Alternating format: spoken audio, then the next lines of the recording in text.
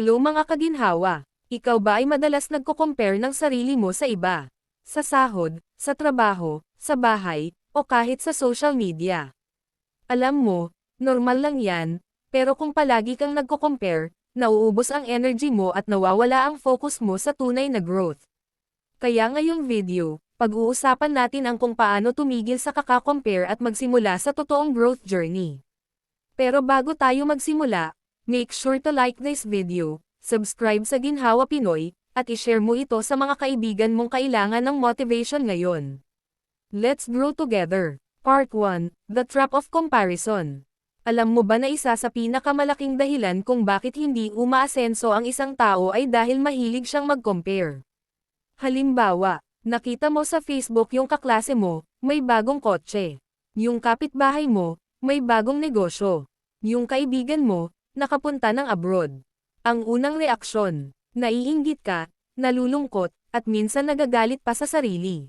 Pero tandaan, comparison is the thief of joy. Kapag lagi mong tinitingnan ang ibang tao, nakakalimutan mong may sarili kang timeline.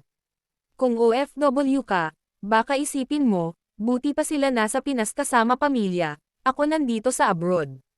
Pero hindi mo nakikita, yung sakripisyo mo ngayon ang magbubunga ng mas maganda bukas. So, kung lagi kang nagko-compare, tandaan, ang laban mo ay hindi sa kanila, kundi sa sarili mong kahapon. Part 2, Why Growth Mindset Works. Ngayon, pag-usapan natin ang growth mindset.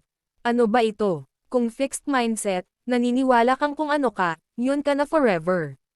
Pero kung growth mindset, naniniwala kang pwede kang mag-improve araw-araw. Example, isang OFW na nagsimula sa 5,000 piso ipon bawat buwan. Dahil consistent, after ilang taon, nakaipon siya ng 100,000 piso. Hindi siya nag-focus sa iba, nag-focus siya sa sarili niyang progress. Ang sikreto, focus on progress, not perfection. Focus on growth, not comparison. Kaya gusto kong sabihin sa'yo ngayon, you are not behind, you are on your own journey. Lahat ng effort mo, kahit maliit, ay investment para sa future mo. Part 3, Focus on your own journey. Ngayon, paano mo gagawin to sa totoong buhay? Ito ang mga tips. 1. Journal your wins. Araw-araw, isulat ang maliit na achievements mo. Kahit simpleng 100 piso na naipon, o isang bagong skill na natutunan. 2. Measure your own growth. Huwag mong i-base ang success mo sa iba. Kung dati, wala kang ipon, tapos ngayon may 10,000 piso ka, ibig sabihin nag-grow ka. 3. Improve by 1% daily. Hindi kailangan ng big leap. Kung sa savings, dagdagan mo lang ng konti kada buwan. Kung sa skill, dagdagan mo lang ng 10 minutes practice araw-araw. 4. Celebrate small progress. Matuto kang mag-reward sa sarili mo. Kahit simpleng good job, sa harap ng salamin, malaking bagay yon para sa mindset mo.